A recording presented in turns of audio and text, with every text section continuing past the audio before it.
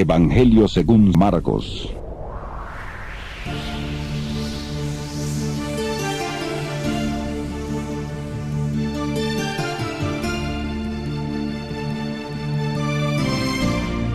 Te damos la bienvenida a tu programa Palabras de Vida Eterna.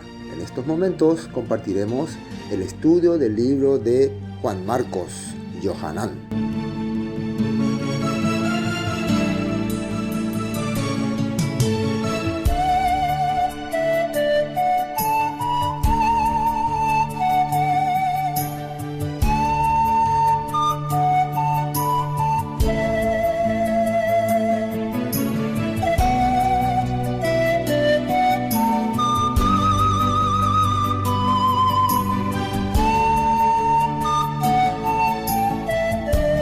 Entonces, hoy vamos a compartir el libro de Marcos, capítulo 3, versículo 20. Entonces, ahora vamos a compartir el libro de Marcos, capítulo 3, versículo 20, Biblia visual. Adelante.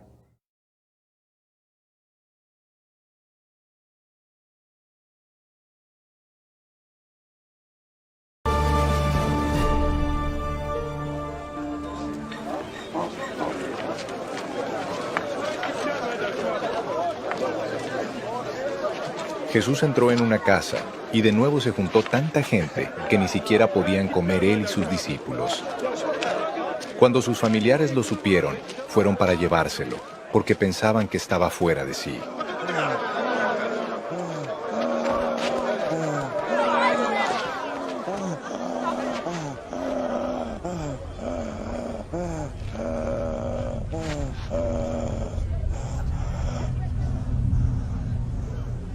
Pero los escribas que habían venido de Jerusalén decían: «A este lo domina Belcebú, y expulsa a los demonios por el poder del príncipe de los demonios». Entonces Jesús los llamó y en parábolas les dijo: «¿Y cómo puede Satanás expulsar a Satanás? Si un reino se divide contra sí mismo, no puede permanecer. Si una casa se divide contra sí misma, tampoco puede permanecer. Y si Satanás se subleva contra sí mismo y se divide, tampoco puede permanecer. Su fin habrá llegado. Nadie puede entrar en la casa de un hombre fuerte y robarle sus pertenencias si antes no lo ata. Entonces sí podrá saquear su casa. De cierto les digo que a todos ustedes se les perdonarán todo pecado y toda blasfemia. Pero el que blasfeme contra el Espíritu Santo jamás será perdonado, sino que será culpable de un pecado eterno». Y es que ellos habían dicho: «Este tiene un espíritu impuro».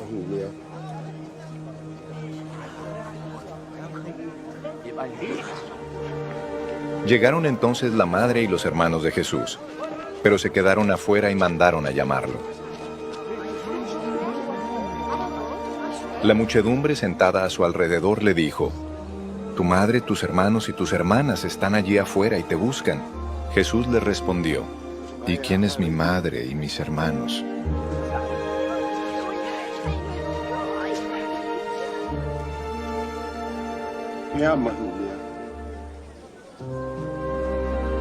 Miró entonces a los que estaban sentados a su alrededor y dijo: «Mi madre y mis hermanos están aquí.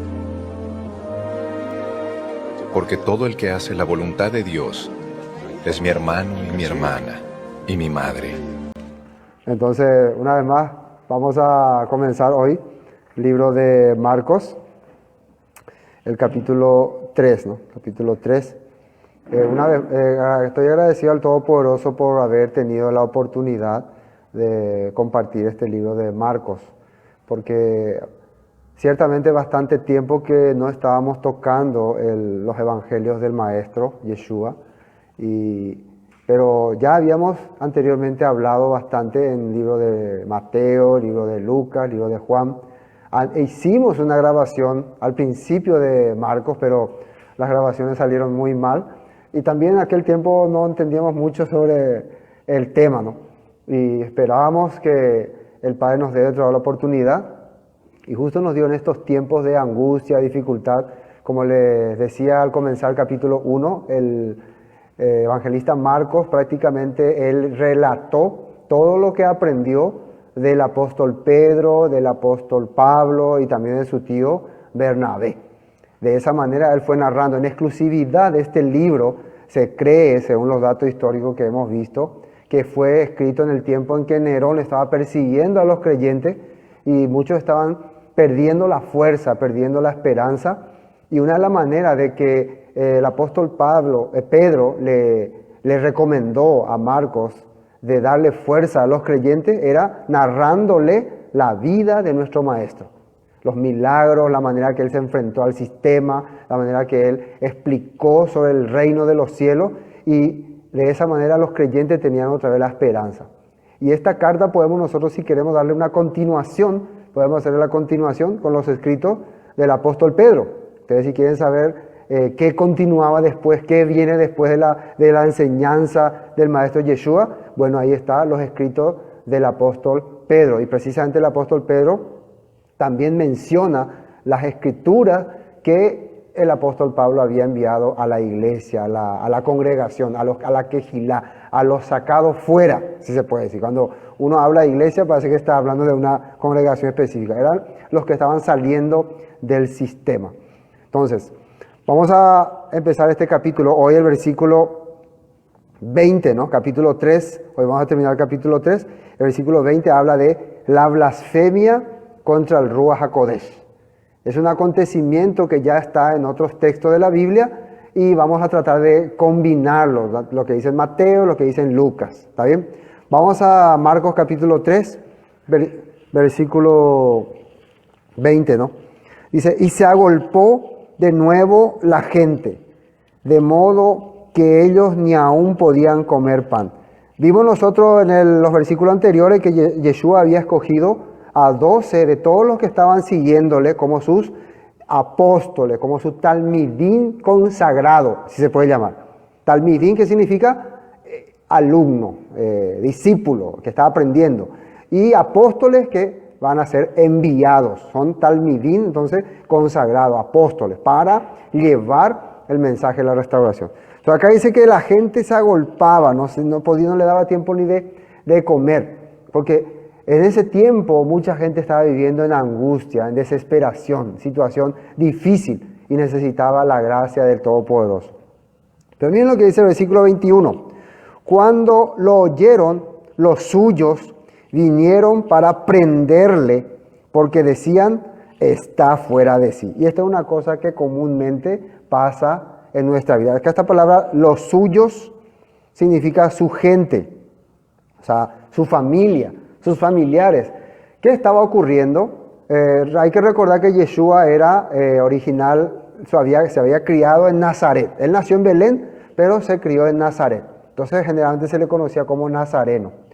Después de que él sale y hace su ministerio, él se establece como base central en Capernaum. ¿Cómo era la ciudad de Capernaum? Dice la Escritura, una zona de muerte, o sea, una zona donde vivía mucha gente que estaba angustiada, quebrantada, había espíritus inmundos, había toda clase de situación difícil.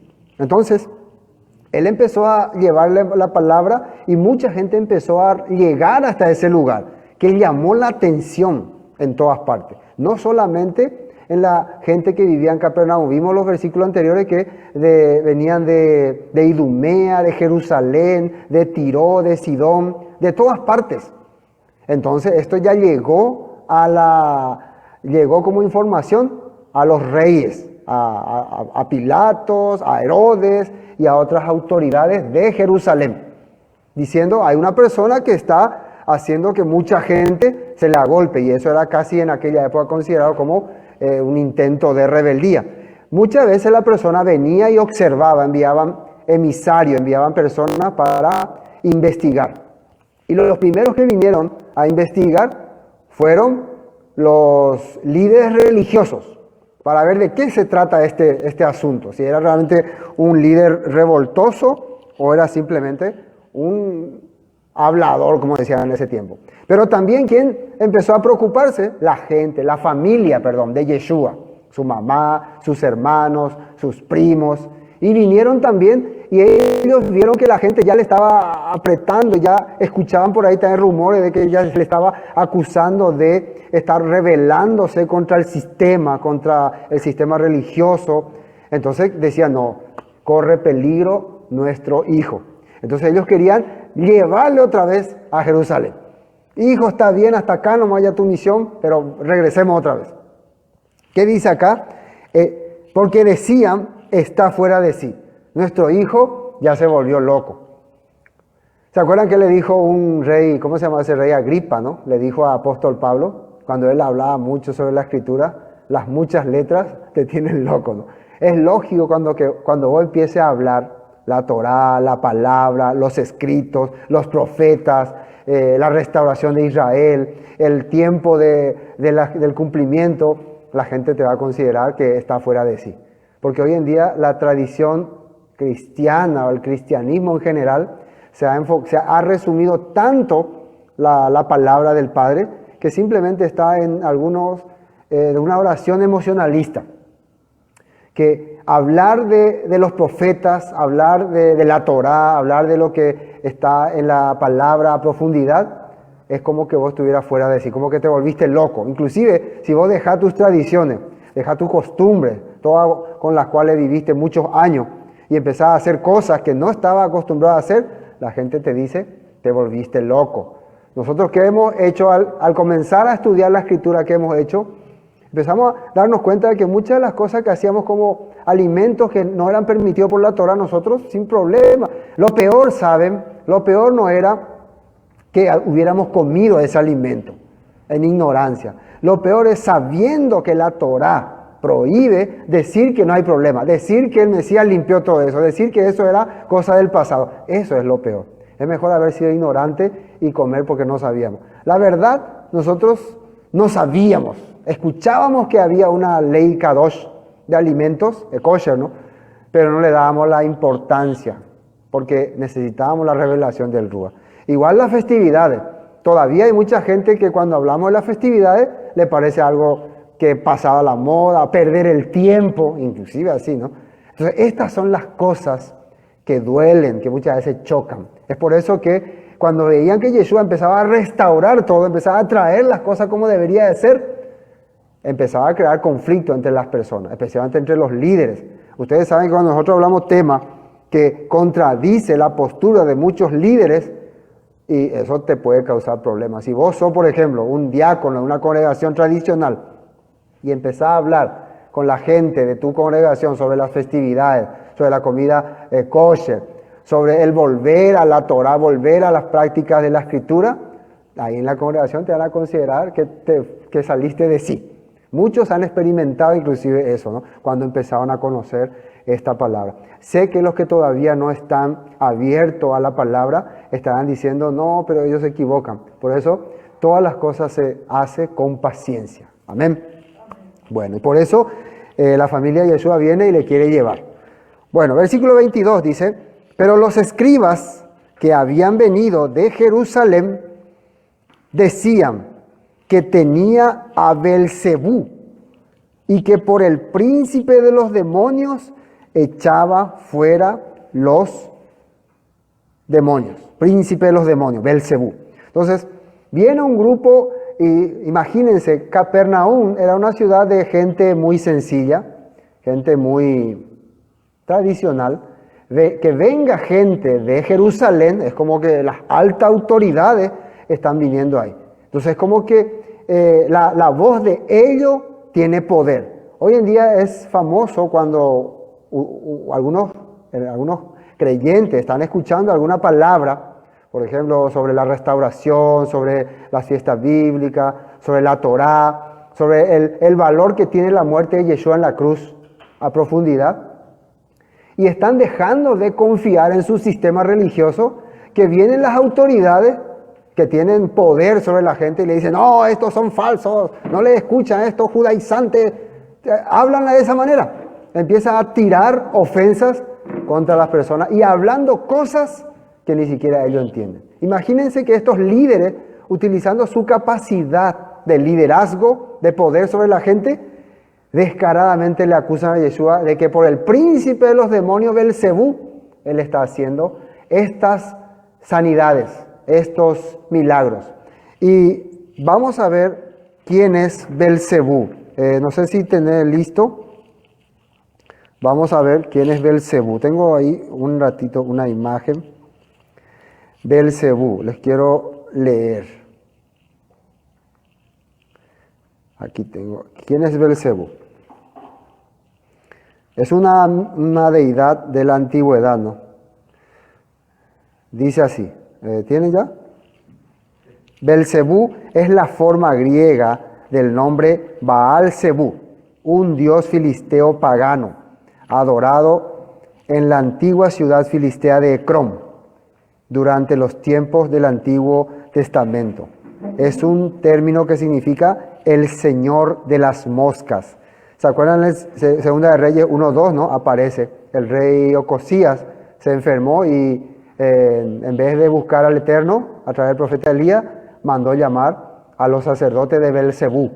Y ahí le aparece Elías y le dice, ¿acaso no hay deidad en Israel? Bueno, eso para poder recordar que ya se le adoraba a esta deidad famosa en aquella época. Dice, excavaciones arqueológicas en antiguos sitios filisteos han descubierto imágenes doradas de las moscas. Después de la época de los filisteos, los judíos cambiaron el nombre a Beelzebul, tal como se utiliza en el Nuevo Testamento, ¿no? Griego, que significa Señor del estiércol. Estiércol. Esto quiere decir que el Señor de la caca. Sí, y voy a explicarle por qué, porque la manera que se adoraba a esta deidad era que los fieles iban, rendían un homenaje, un culto, una oración, y después hacían su necesidad de ahí alrededor. Y después se iban.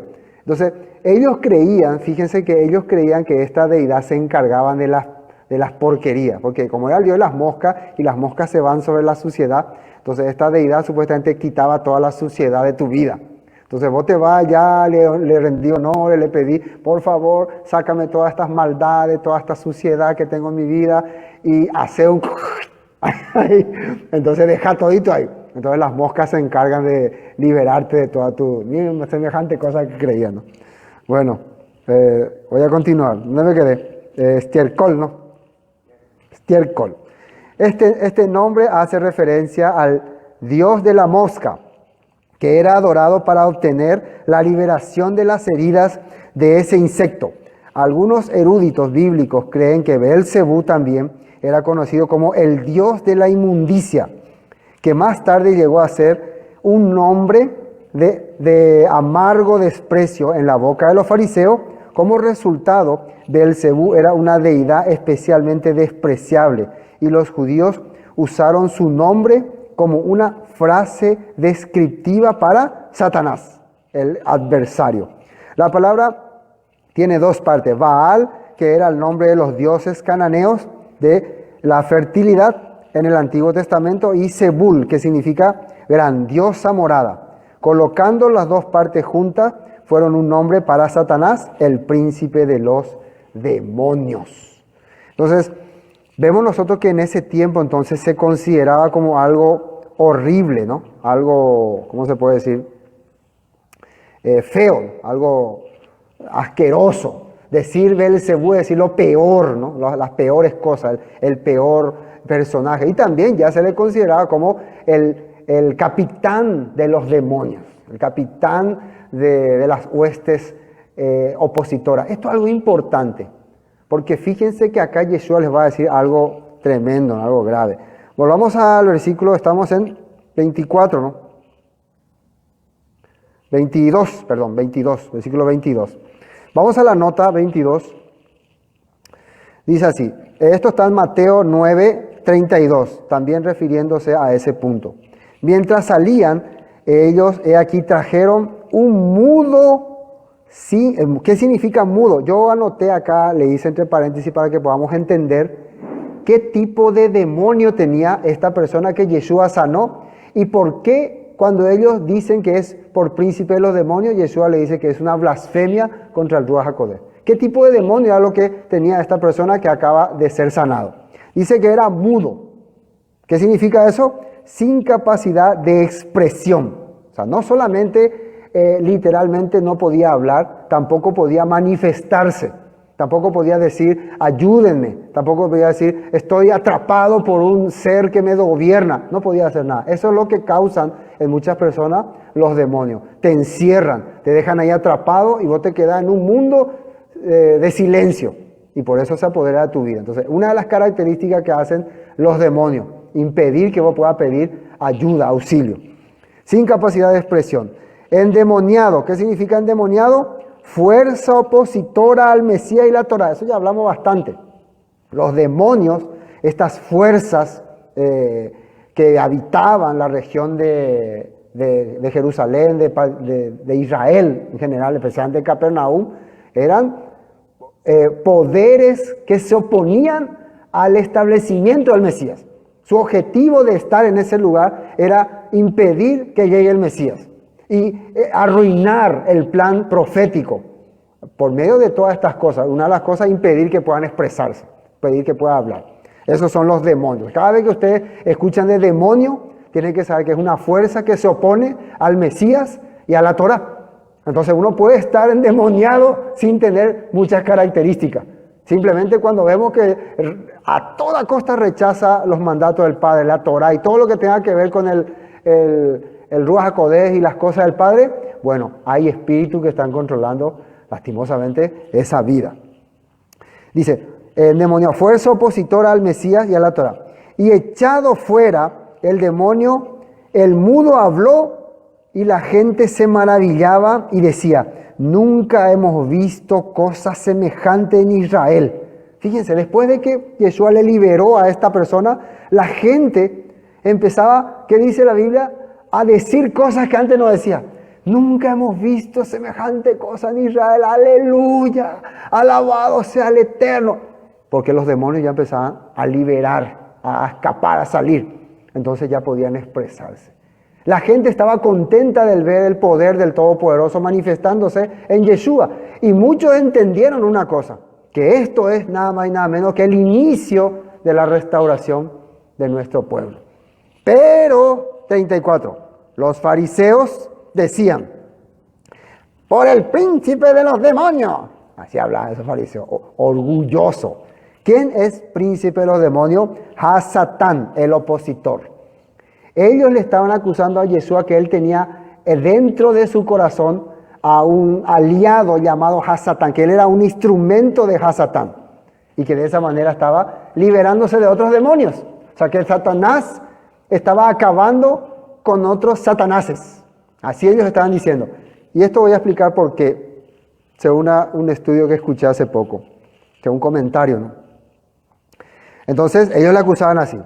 Dice, echa fuera los demonios, por el príncipe de los demonios. En la antigüedad, en la época de Yeshua, había líderes que decían que tenían la capacidad de gobernar y dominar a los demonios. Y decían que tenían la capacidad de manejarlos.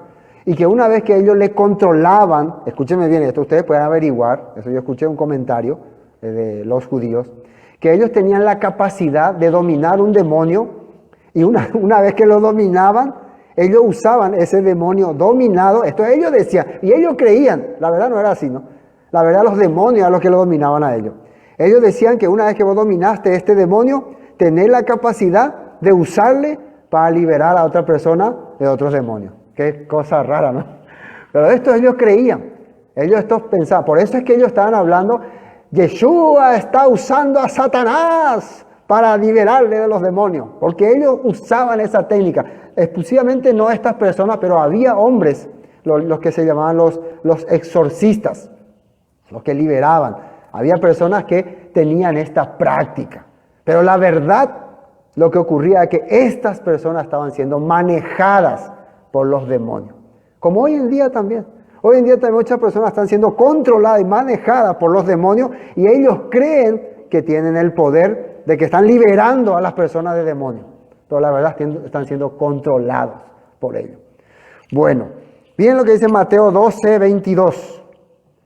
Entonces fue traído a él un endemoniado, también dice que era ciego, Otra característica que tenían los demonios es hacer que la gente no pueda ver. En el libro de Isaías capítulo 25 habla que en los posteros tiempos muchos líderes mirarán la escritura y dirán, no veo nada, no entiendo. No podrán comprender los escritos. El libro del apóstol Pablo, no me recuerdo en qué parte, dice que el Elohim, el Dios de este siglo, el Dios mundano de este siglo, cegó el entendimiento de muchos para que no crean en la verdad y se salven. Que les dejó a la persona sin capacidad de poder distinguir. Eso también hacían los demonios. No te deja el poder expresarte, no te interrumpe la capacidad de distinguir. ¿Será esto la verdad? ¿Será esto la verdad? Es por eso que hay mucha gente ahora está confundido.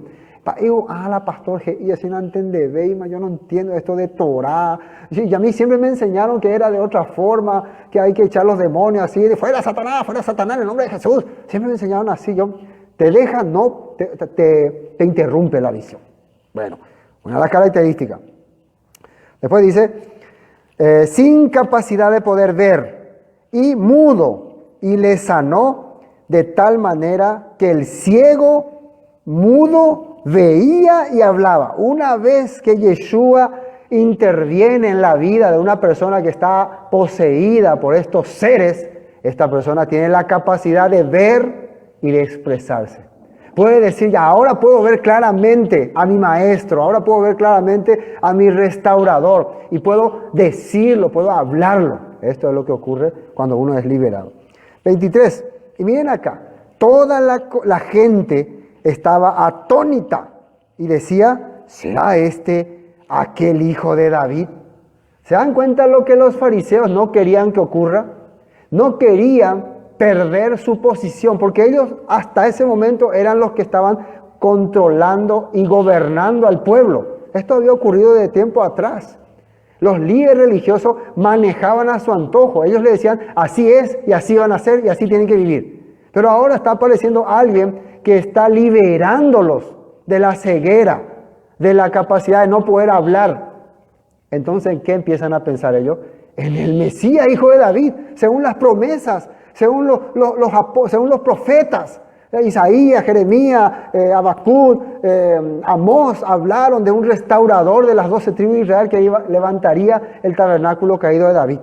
Ellos están empezando a darse cuenta, este es, y ellos quieren interrumpir. Al que el Todopoderoso envió para restaurar sus vidas, ellos con su orgullo quieren interrumpir, quieren frenar. Dice, ¿será este el hijo de David? ¿Y quién era ese hijo de David que ellos pensaban? El heredero del reino mesiánico restaurado. Ese es el hijo de David. El heredero del reino mesiánico restaurado. ¿Yeshua será ese que va a venir a restaurar todas las cosas? Ellos estaban sintiendo. ¿Por qué? Porque estaban viendo las manifestaciones. Amén. Bueno. Continuemos. Estamos en el versículo 23. Entonces le acusaron de tener a este demonio. Y habiéndolos llamado, les decía en parábolas, ¿cómo puede Hasatán, el adversario, echar fuera a Hasatán? Dice por parábolas. Un ejemplo. ¿Puede haber alguna manera en que el demonio, el príncipe de la potestad del aire, destruya a sus propios seres?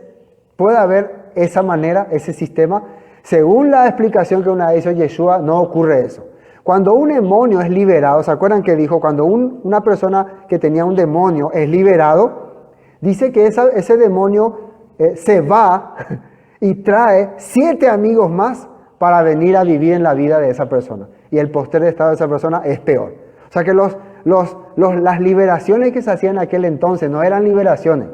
Eran solamente quitar algo para traer más. Por eso yo siempre le digo a las personas, y escúchenme bien esto, ¿no? Tengan mucho cuidado cuando en sus lugares de reunión se toque mucho ese tema de liberar demonios, liberación de demonios, vamos a liberar a estos demonios. Muchas veces lo que puede ocurrir es que ustedes les liberan, y esto sucede, yo he visto y experimenté. Liberan y después todos son apoderados. Se saca uno y vienen 10 más. tengan cuidado. Recuerden que los demonios están en contra del reino mesiánico y en contra de la Torá. Si en tu congregación se están oponiendo a la restauración de todas las cosas, de la palabra, de lo que el Mesías vino a hacer, entonces esté por seguro que está gobernado por seres negativos, así le vamos a llamar. Y dentro de poco va a empezar a apoderarse la vida de muchas personas. Hay que tener cuidado de esas cosas. Amén. Bueno, entonces, Satanás jamás se va a liberar de Satanás. Si él es un opositor a la Torá, no va a rechazarle a alguien que se está oponiendo a la Torá. Va a rechazarle a alguien que está queriendo restaurar la Torá en la vida de esa persona. A ese sí le va a rechazar. Si un reino está dividido contra sí mismo, tal reino no puede permanecer. Si una casa está dividida contra sí misma, tal casa no puede permanecer. Y si Satanás se levanta contra sí mismo y se divide, no puede permanecer, sino que ha llegado a su fin. O sea que está explicando una lógica. El rey no puede empezar a eliminar a sus súbditos, entonces su reino va a terminar. Ahora, ¿por qué le llama reino al tema este de Satanás? Vamos a ver un texto que es interesante, Mateo 4:8. Mateo 4:8. Mateo 4:8. Fíjense lo que pasa ahí. Esto es cuando Yeshua estaba en el desierto y Satanás, el adversario, le empieza a tentar. Él estuvo 40 días en el desierto ayunando, ¿no? Dice, versículo 8, otra vez le llevó el diablo, ¿qué significa el diablo? El adversario, el opositor, el tentador, a un monte muy alto. Y miren lo que dice ahí, y le mostró todos los reinos del mundo. Atiendan bien aquí. A Satán, el adversario, le llevó a Yeshua en un monte muy alto y le mostró todos los reinos del mundo. En esa época, ¿cuáles eran los reinos que estaban gobernando? Podemos hablar de el Roma, los griegos, puede estar los egipcios, puede estar más arriba los bárbaros, que tal vez eran todavía un pueblo pequeño, tal vez en el oriente los mongoles, los chinos, japoneses, los hindúes, bastantes reinos poderosos. Y nosotros cuando hablamos de los reinos, cuando tocamos Daniel, hablamos de los reinos grandes como Persia, como Babilonia, como Grecia, como Roma, y decía que esos gobiernos eran controlados por seres espirituales. Así decía la Biblia, ¿no? En una parte dice que Gabriel quería venir a hablarle a Daniel y el príncipe de Persia le interrumpió, dice. ¿Cómo el príncipe de Persia, un ser humano, va a interrumpirle a un ángel Gabriel? No era el príncipe de Persia, eran esos seres espirituales que controlaban estos reinos. Entonces, estos reinos, por más que parecen que están ahí en contra, peleando uno con otro, la verdad, todos están siendo manejados por un líder. Y están siempre manejados con su propósito. Y cuando nosotros vemos lo que estos reinos en la antigüedad han hecho, siempre se han establecido o han logrado su altura máxima para ir en contra del pueblo del Eterno. Siempre. Los imperios mismos. Los imperios, las grandes naciones, siempre su objetivo era interrumpir la fe en el Mesías. Tanto los otomanos, los mongoles, el Islam, el imperio romano, el imperio, ¿cómo se llama otro? Me olvidé. Los nazis, los japoneses, Mussolini y su grupo, siempre su objetivo es interrumpir el establecimiento del Mesías. Entonces, aunque parecía que estaban todos en guerra entre ellos, el final, el objetivo es siempre traer peores fuerzas. Y esto está ocurriendo en la actualidad. Bueno, esto es para saber esto de los reinos. Te daré todos los reinos del mundo. Vos vas a tener poder sobre todo. Esto solamente me hace pensar una cosa. ¿Quién controla todos los reinos en este tiempo? Los grandes poderes. Lo que estamos escuchando hoy en día por causa de esta situación, los grandes grupos. Si hubiera estos grandes grupos que controlan el mundo, la farmacia, la medicina, la televisión, el deporte, los bancos, ¿quién les maneja a todo ello? Hay una fuerza que le ofreció a Yeshua todo. Te voy a dar todo. Significa que Él tiene el poder sobre todo. Y le ofreció a Yeshua. Dice, reinos del mundo y la gloria de ellos, dice. ¿Qué significa la gloria de ellos? Toda la grandeza que producen. Todo lo que produce esos reinos, yo te voy a dar. Y le dijo, todo esto te daré si postrado, ¿qué dice ahí? Me adoras. Si me rindes culto. Si me sirves. Si te sujetas a mí. Si te pones bajo mi control, vos vas a ser dueño de todo. Qué raro que alguien ofrezca todas estas cosas a una persona. Quiere decir que él sabe quién es esta persona. ¿Quién es esta persona? El heredero de todo. El que va a venir a restaurar. Ahora, por causa del pecado del antepasado Adán, Hasatán se apoderó de todo. Pero viene alguien a restaurar. Viene alguien a poner otra vez las cosas como el Eterno quiere. Y él quiere tentarle. Quiere decir que momentáneamente Satanás tiene poder sobre todo. Momentáneamente. Pero dentro de esos que están bajo el poder de Satanás, están los que se sujetan al Eterno. Y ellos son considerados los rebeldes, los que están fuera del sistema, lo que dice en hebreo, los que eran despreciables de este mundo, los que eran rechazados. ¿Pero por qué? Porque este sistema se ha manejado por un ser opositor. Entonces Yeshua le dijo, vete Satanás, porque escrito está, al Eterno tu Elohim adorarás y a Él solo servirás. Entonces, el enemigo de este sistema se basa en está escrito. Lo siento, pero yo me sujeto a lo que está escrito. Sí, pero el gobierno dice así, el sistema dice así, los bancos dicen así, el presidente dice así, las autoridades dicen así. Está bien, yo respeto a las autoridades, pero las autoridades no tienen poder sobre lo que está escrito. Cuando dice la Biblia, escrito está, eso tiene poder para un creyente en la Torah. Y miren lo que dice el punto 10. Deuteronomio 6:13. Teme al Eterno tu Elohim y sírvele a Él. Cuando hagas un juramento, hazlo únicamente en su nombre.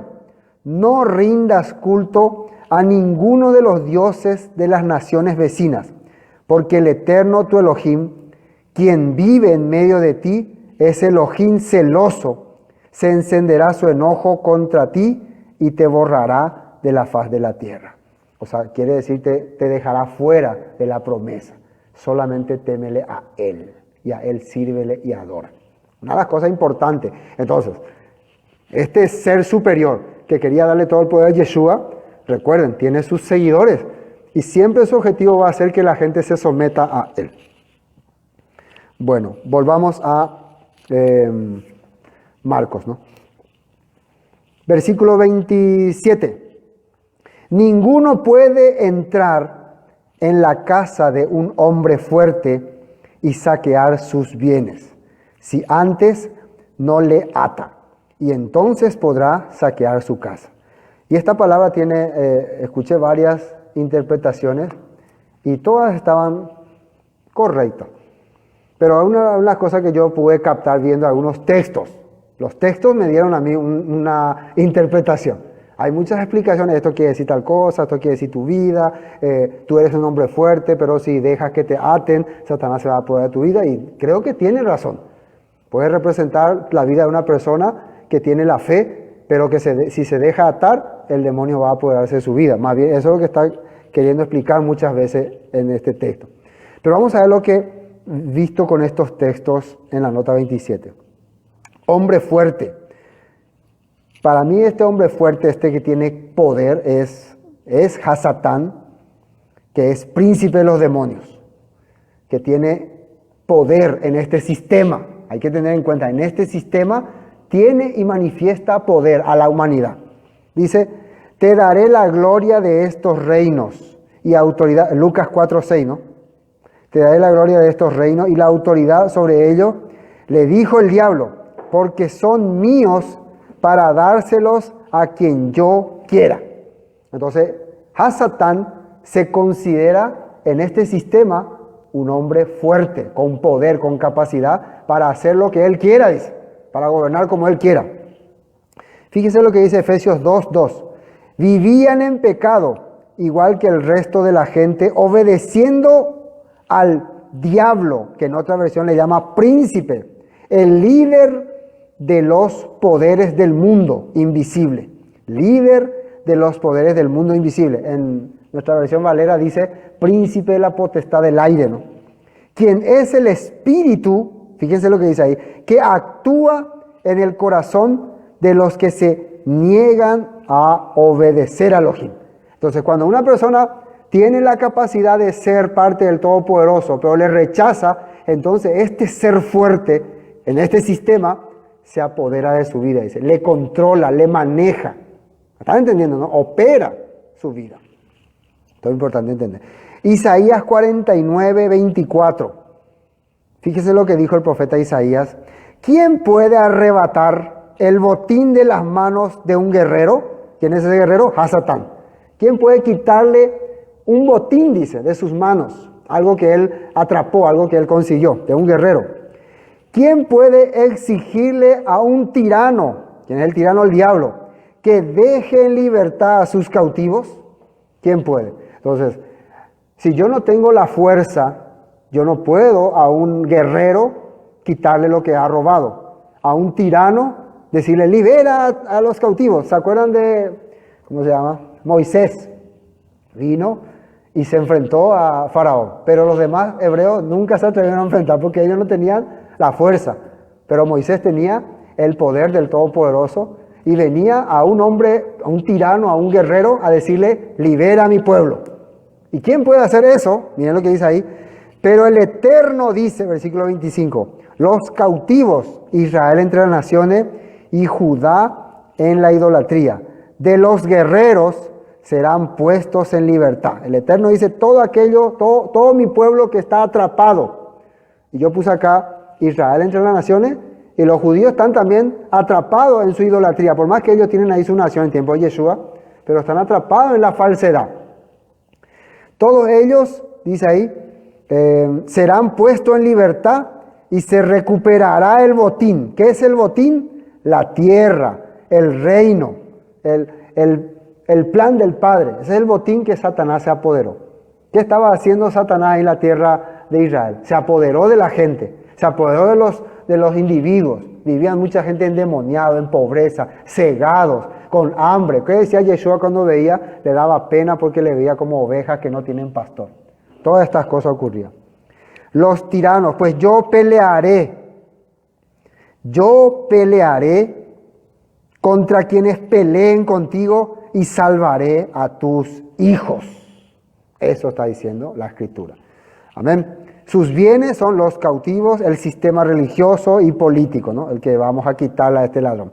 Segunda de Timoteo 2:24, otra vez que dice, porque el siervo del Eterno no debe ser contencioso, sino amable para con todos, apto para enseñar, sufrido, que con mansedumbre corrija a los que se oponen, por si quizá Elohim les conceda, ¿qué dice ahí? Que se arrepientan para conocer la verdad. Y el 26, y escapen del lazo del diablo en que están cautivos a voluntad de él. Entonces, una persona que quiere liberar en este tiempo, ¿qué tipo de armas vamos a usar? La paciencia, la tranquilidad. No, hermano, eres un hereje, eres un falso, estás perdido, fuera Satanás. Así, de esa manera vamos a rescatarle a esos cautivos. No, por si quizá otra vez dice, si quizá el Eterno les permita que escapen de ese lazo de Satanás que está cautivo. Esta es la manera que Yeshua estaba llevando el mensaje a los creyentes en aquella época, ese tiempo donde los demonios se apoderaron de su vida. Bueno, creo que estamos captando. Vamos al versículo 28. De cierto os digo que todos los pecados serán perdonados a los hijos de los hombres, y las blasfemias, cualquiera sean. Hay que entender muy bien que acá Yeshua le habla acerca de que ustedes están cautivos, ustedes están presos, ustedes no se dejan liberar, ustedes están siendo guiados por un espíritu negativo, opuesto al Eterno. Y después le habla de un pecado grave. Y cuando Yeshua le habla de ese pecado, no está hablando porque él nomás le dice. Todo se relaciona con la Torah. Todo se relaciona con los profetas. Ellos ya tendrían que haber sabido, pero como están cegados, como están gobernados por estos seres espirituales, no pueden distinguir, y eso es algo grave. Eso es muy grave. Fíjense, de cierto os digo, 28, que todos los pecados, todas las transgresiones, pecado significa transgresiones, y esto es muy importante, quiero que quede claro aquí. Yeshua está diciendo que todos los pecados, o está excluyendo algunos, todos. Violación, adulterio, homicidio, todos. El rey David cometió adulterio, cometió homicidio, ¿fue perdonado o no? Fue perdonado. La mujer adúltera fue perdonada. Ellos en la ley dice hay que apedrear a tales mujeres. Pero Yeshua aplicó la Torá y le perdonó. Todos los pecados pueden ser perdonados. Todos los pecados pueden ser perdonados. Yeshua vino y nos dijo eso. O sea, ninguna persona hoy en día puede decir, pero yo no tengo perdón. Para mí no hay salvación. Yo estoy acabado, yo estoy frito. Todos los pecados pueden ser perdonados. ¿Amén? Bueno, entonces no duden de eso. Todos. Nosotros que estamos estudiando Levítico, estamos viendo, ¿no?, que todos los pecados son perdonados. Algunos me van a decir, ¿y por qué algunos eran ejecutados en la Torá? ¿Por qué algunos murieron? Yo estaba analizando y le doy de tarea a los hermanos que están por ahí y después me informan. Generalmente, en casi todas partes en la Torá, cuando sale que moría alguien, no era por los pecados que cometían, era por el corazón que tenían. Analicen un poco, observen. Generalmente era por el corazón soberbio con que se presentaban ante el Padre. ¿Qué dice en Apocalipsis? En Apocalipsis dice que a pesar de que la humanidad ve la desgracia, caen estrellas del cielo, caen granizo, ¿qué dice que hace? De rodillas se pone y maldice al Eterno. Dice, ¡maldita seas! Así. No se arrepiente. Dice. Entonces no era el pecado las cosas que cometían nada más. Son pecados eso, pero son posibles de perdón. Todos son posibles de perdón, pero hay algo que es difícil de perdonar. Y eso es lo que vamos a ver ahora. De cierto os digo que todos los pecados serán perdonados a los hijos de los hombres, dice. Las blasfemias también, el hablar mal de alguien, el decir mal de alguien una cosa, todo puede ser perdonado. Hay que saber, según Levítico, cómo es que se perdonaba el pecado, qué hacía la persona que entendió su pecado. Venía y confesaba, dice. Reconocía que hizo mal. Es lógico, si una persona entiende, acepta, reconoce que hizo mal algo, el Todopoderoso le recibe, le acepta. ¿Qué dice en 1 Juan? Si en Romanos, ¿no? Si confesamos nuestros pecados, Él es fiel y justo para perdonar y limpiarnos de toda maldad. Eso está en Juan, ¿no? Entonces la Escritura dice así, habla que puede ser perdonado. Pero miren lo que dice acá. Pero, 29, cualquiera que blasfeme contra el Ruach HaKodesh no tiene, y esa palabra quiero que guarden bien, jamás perdón. A mí me asustó eso, a ustedes no le asusta. Jamás será perdonado tal persona. Como entonces hay una persona que puede haber sido, que tiene la capacidad de no ser perdonado, pero ¿por qué? Y acá dice que blasfemó contra el Espíritu Santo. Y es lo que yo tengo que saber entonces, es qué es blasfemar contra el Espíritu Santo, para quedarme tranquilo, para saber si yo no he hecho eso. Y una cosa también, supongamos que haya blasfemado contra el Espíritu Santo. ¿Por qué no tendría yo perdón? ¿Por qué no sería perdonado? Porque sigo blasfemando. Porque nunca cambió mi corazón. ¿Qué les parece si en mi vida blasfemé contra el Espíritu Santo y mi corazón cambió? ¿Se acuerdan del rey Nabucodonosor? ¿Cómo era el rey? Cuando vino, atacó Jerusalén, destruyó, mató, después vino, destruyó el templo. Terrible fue. Pero ¿qué pasó después? Tuvo la oportunidad de reconocer o no, de darse cuenta que todo lo hacía por soberbia. Y se humilló y se arrepintió. Y el Padre le perdonó y le consideró su siervo, ya de antemano. ¿Se acuerdan del rey Manasés? Dice la Biblia que era el peor rey, el peor de los peores, el rey que ejecutó a grandes profetas, que convirtió el templo en prostíbulo. Si eso no es blasfemar, ¿qué sería? Pero ¿recibió perdón? Recibió perdón. Pero vemos al rey, el último rey de Israel, Sedequías. Siempre hacía ofrenda, siempre hacía celebrar las fiestas. Pero su corazón, como tenía soberbia, dice. No quería humillarse ante Jeremías, que le hablaba de parte del Eterno, dice. No quería reconocer sus errores ante el Todopoderoso. Eso sí, no tenía perdón. Muchas de estas cosas eran terribles. Entonces, no tiene perdón, sino que es reo de juicio eterno. Vamos a ver la nota 29, creo que esto nos va a ayudar para entender más exactamente qué es la blasfemia contra el Espíritu Santo. ¿Qué es blasfemia? La blasfemia, esto es un dato informativo, ¿no? Es una ofensa a una divinidad. Es un insulto o irreverencia hacia una religión o hacia lo que se considera sagrado. Es la difamación del nombre de un Dios. El término blasfemia proviene del griego blaspheme, que significa injuriar, y pene, que significa reputación, ¿no? Injuriar a una persona en su dignidad sería, ¿no? O a un ser divino.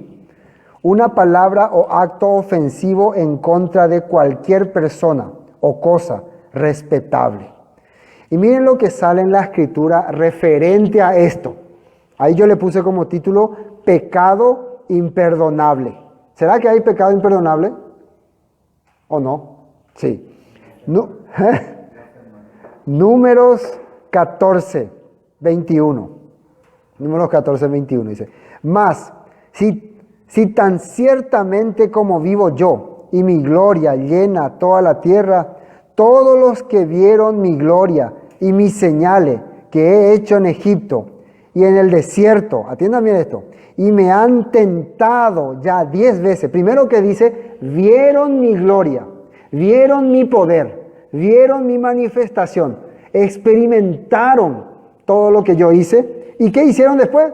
Me tentaron. ¿Qué significa? Dijeron, no, ¿dónde sabemos si existe Dios? Y si todo esto es falso, y si el mundo realmente es así como dicen que morimos y termina todo, y si Dios no existe, y si Elohim es solamente un cuento chino. A pesar de todas las cosas, tiene ese pensamiento, dice. Y no han oído mi voz. No verán, versículo 23, la tierra de la cual juré a sus padres. No, ninguno de los que me han irritado la verá. Ninguno. De esto habla también Hebreos capítulo 3, ¿no?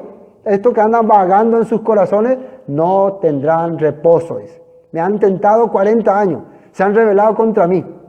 Entre ellos estaba Coré y su grupo, ¿no? Que desafiaban a Moisés. Estaba ese otro grupo que dijeron, estamos hastiados de este pan tan liviano. Y el Todopoderoso le envió la serpiente ardiente. De entrada estaban los que empezaron a adorar el becerro de oro. Pero fíjense que en el tiempo del becerro de oro, Moisés se paró y le dijo, ¿quién está por el Eterno? Y la mayoría de los que estaban incitando a esa rebeldía, se mantuvieron, nosotros estamos firmes así. Fueron orgullosos, por eso fueron ejecutados. No era el pecado ahí que estaban idolatrando, el pecado era el orgullo en el corazón. Nunca querían reconocer su falta.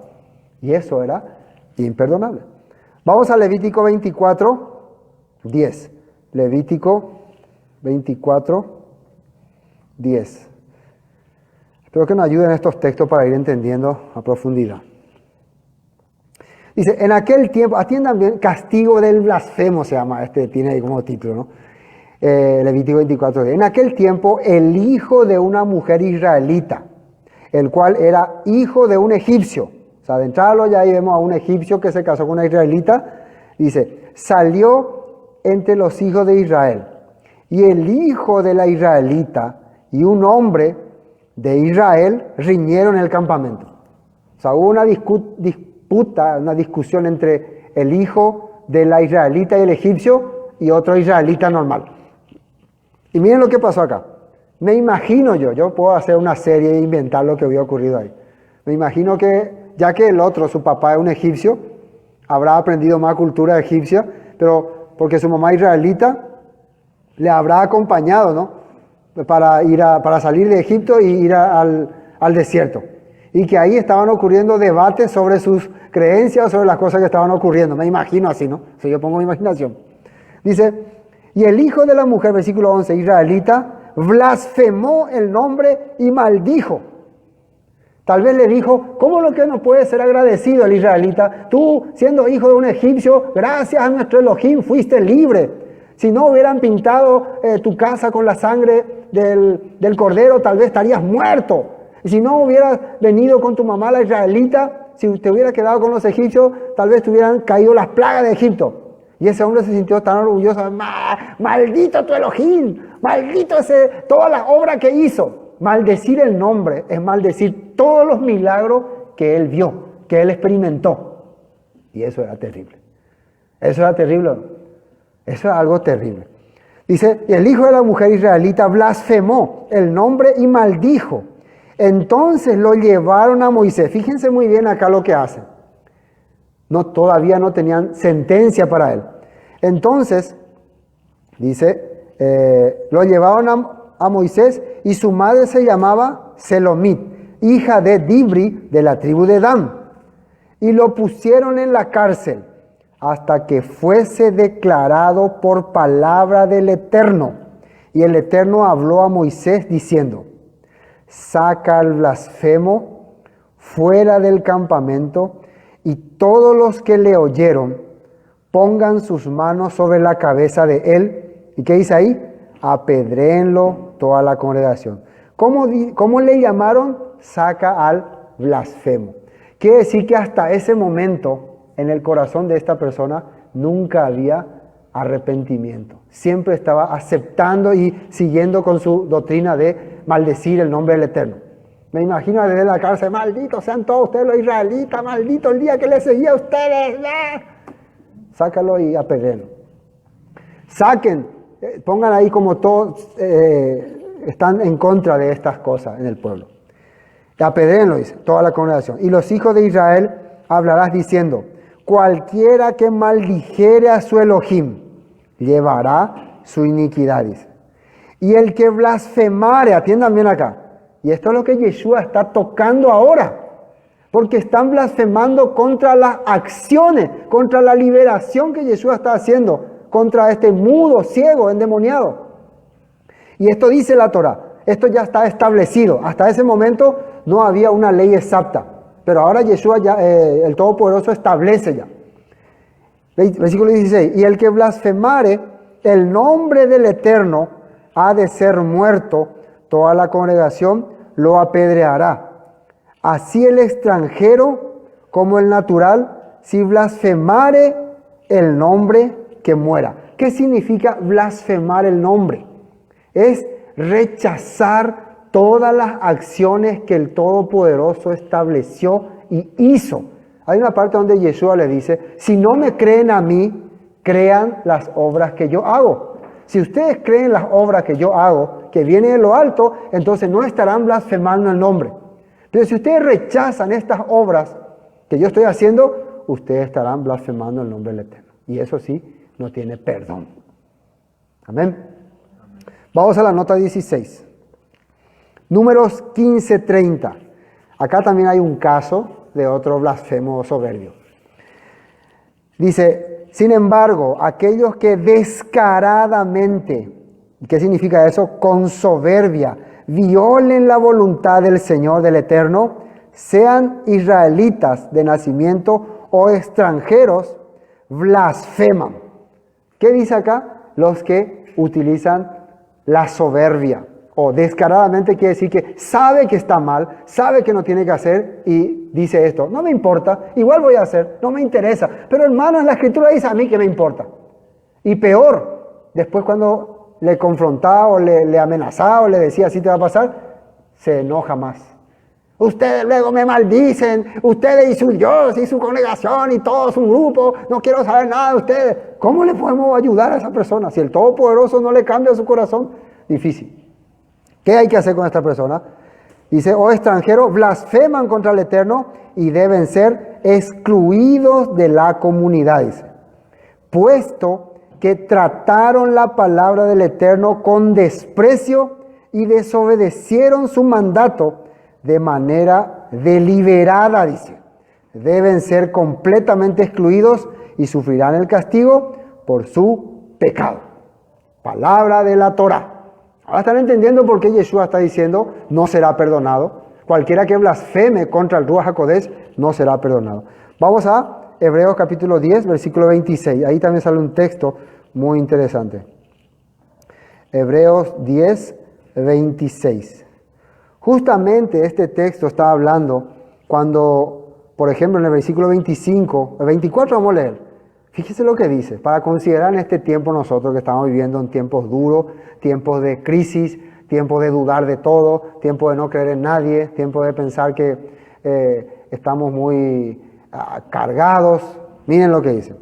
Considerémonos unos a otros, ¿qué dice ahí? Para estimularnos al amor y a las buenas obras. Considerémonos. ¿Y de qué manera nos podemos considerar? Ahí dice, no dejando de congregarnos, como algunos tienen por costumbre, sino exhortándonos tanto más cuanto veis que aquel día se acerca. ¿Qué significa no dejar de congregarse? En este momento, por ejemplo, ¿cómo podemos congregarnos si no podemos reunirnos? No dejar de participar. Si está llegando la fiesta de Shavuot, es un momento para que todos participemos. Si todos en nuestros hogares nos presentamos ante el Eterno, para Él nos estamos congregando. Hoy estamos terminando el Shabbat, iniciando una cuenta del Omer, estamos iniciando un mes nuevo, el tercer mes es Rosh Hodesh, es el momento de compartir todo junto. Hab Sameach Rosh Hodesh, Hab Shabbat Sameach, no, Shabbat Shalom, las bendiciones que estamos haciendo cada día. Gracias, hermano Edgar, siempre está compartiendo con nosotros ahí la bendición por el conteo del Omer. Eso es compartir cada uno. Eso es congregarse, unirse en estos tiempos difíciles y considerarnos. De lo contrario, ¿qué pasa? Si a mí, ¿qué me importa estas cosas? No me interesa. Sé, me enseñaron, viví, experimenté. ¿Qué dice ahí? Porque, miren, y ahí se relaciona, porque si pecaremos, ¿y qué dice ahí? Voluntariamente. ¿Y de qué manera?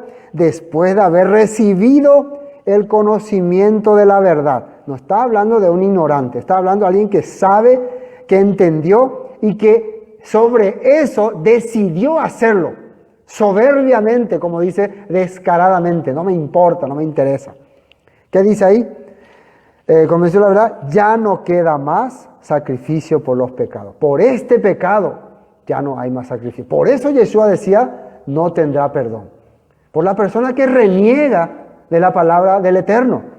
La persona que reniega de la voluntad del Eterno, ya no tendrá perdón.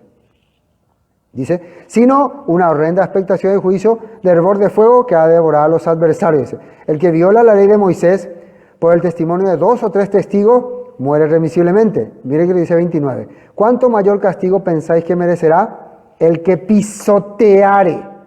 Eso es lo que dice ahí. Pisoteare al Hijo de Elohim.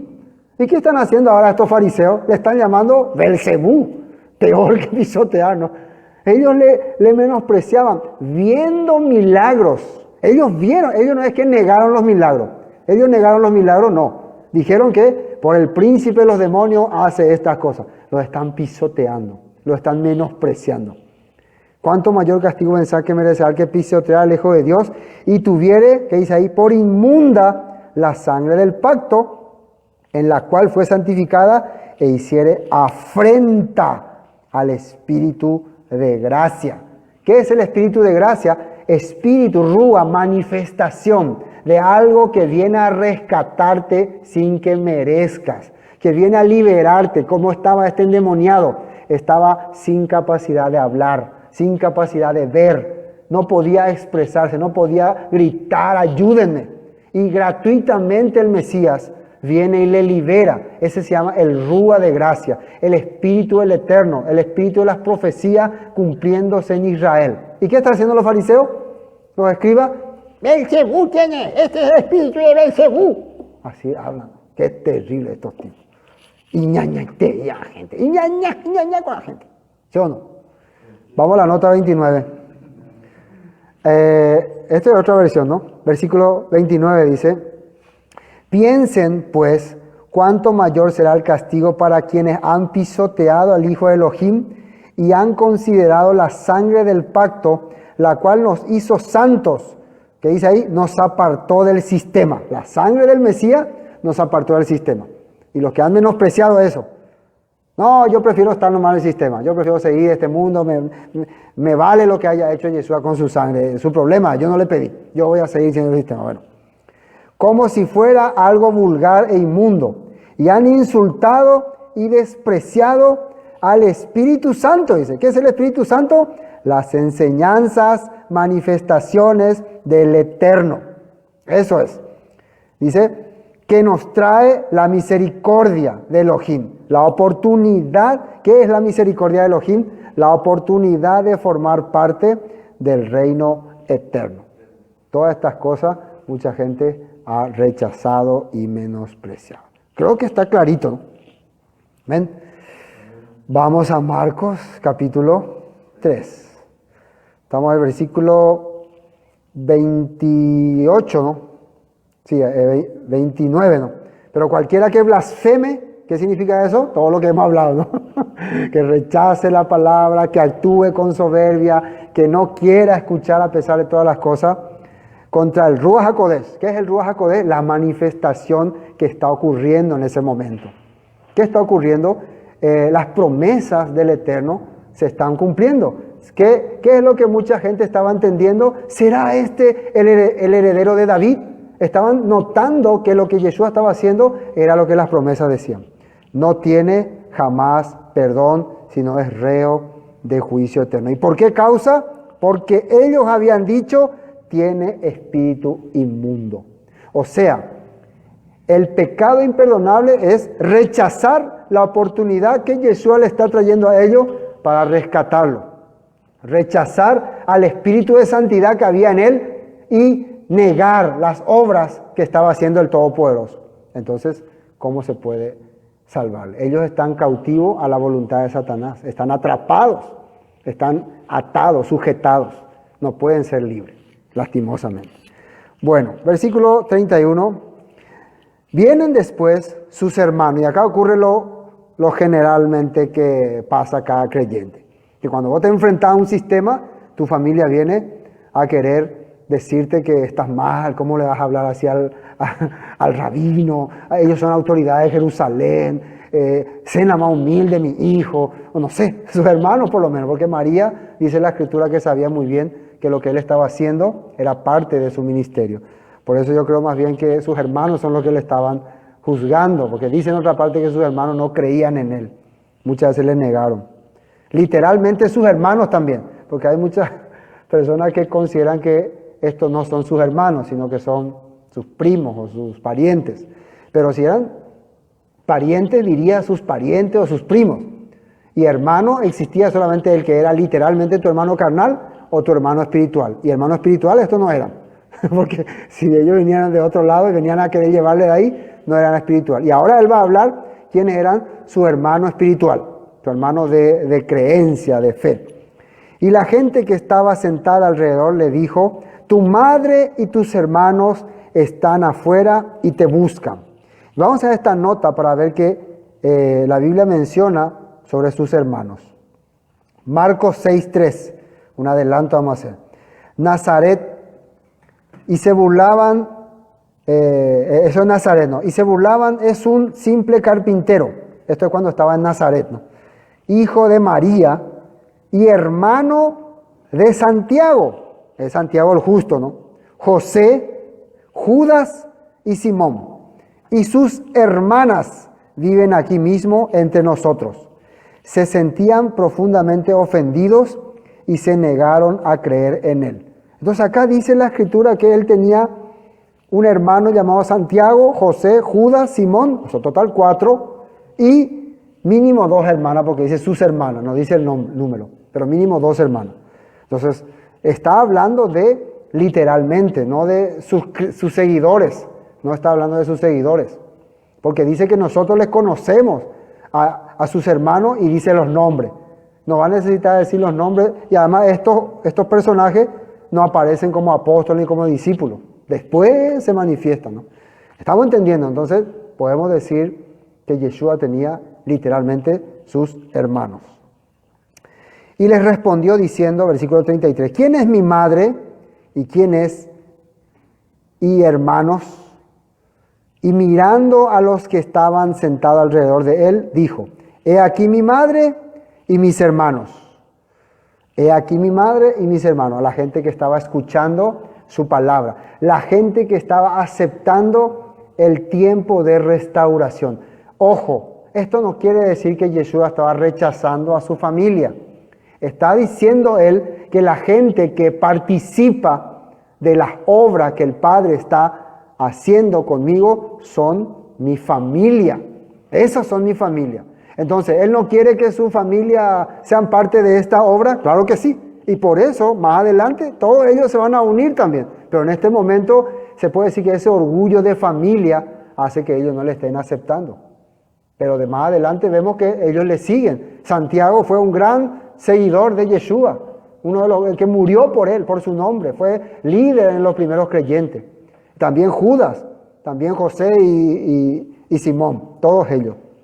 Bueno, porque todo aquel que hace la voluntad de Elohim, ese es mi hermano y mi hermana y mi madre. La palabra hermano significa de un mismo vientre, ¿no? Eso hay que entender también. Entonces, espiritualmente representa de un mismo pueblo. Cuando voy a decir mi hermano así, generalmente que es de un mismo pueblo. Por eso en muchos países, por ejemplo, oh hermano, se hablan hermanos, y los peruanos dicen mi hermano, dicen cuando es de su mismo pueblo. Yo escuchaba siempre así que ellos se referían. Bolivianos también, ¿cómo se dice? Puertorriqueños, los centroamericanos generalmente usan mucho este punto, ¿no? Para decir, oye hermano, cuando son del mismo pueblo. Entonces, se dice hermano cuando es del mismo vientre o del mismo pueblo. En este caso, mi hermano y mi hermana son los que hacen la voluntad de Elohim, quiere decir, los que son de mi pueblo, los que son elegidos de Israel. Amén. Vamos a la nota 35 y terminamos con esto. Mateo 7:21. Yeshua dijo así: no todo el que me llame Señor, Señor, entrará en el reino del cielo. Solo entrarán aquellos que verdaderamente hacen la voluntad de mi Padre que está en el cielo. Entonces, hermanos, para concluir, la blasfemia, hablar mal del Espíritu Santo. No vamos a agarrar que hablar mal de un sistema religioso o estas cosas, porque muchas veces nos han confundido con eso. Toda blasfemia, dice, pueden ser perdonados. Muchas veces hemos hablado cosas que no teníamos que decir. Muchas veces sin darnos cuenta dijimos palabras que dañó a otra persona, que ¿cómo se puede decir? Ofendió la dignidad de otras personas. Pero es tiempo, ¿no?, de reconocer, de aceptar que nos equivocamos. Es tiempo de reconocer que hemos hecho mal negativamente. Y el Todopoderoso está abierto para perdonarnos. Porque todo pecado y blasfemia será perdonado. Ahora, esa soberbia, ese orgullo que todavía existe en el corazón de muchos, como dice en la carta primera de Juan, yo no puedo hacer nada por eso. El Todopoderoso únicamente va a cambiar. Dice, ¿no? Hay pecado de muerte, dice. Muerte significa separación, quedar excluido, como decía el número. El Eterno únicamente puede considerar. Por eso dice que a esa persona, ¿cómo le tenemos que tratar? Con paciencia. Con paciencia por si quizás el Todopoderoso le conceda que escapen del lazo de Satanás. Yo cuando veía la Torá, veía que, ¿cómo se dice? Rey David tuvo mucha paciencia por sus súbditos, por Joab, por otros seguidores, por Adonías, por Abner, también por muchos que fueron rebeldes con él. Igual Moisés tuvo mucha paciencia por Coré, por Abirán, durante mucho tiempo, pero lastimosamente sus corazones nunca cambió. El Todopoderoso tiene paciencia con nosotros. Yeshua tuvo paciencia también por Judas. Al darle el pan mojado quiere decir, yo te respeto, yo te considero, tú eres parte de mi familia. Pero su corazón no pudo cambiar. Entonces, es la oportunidad que el Todopoderoso nos brinda a través de la Escritura. Amén. Espero que la palabra haya llegado a nuestro corazón. Bendiciones para todos en sus hogares.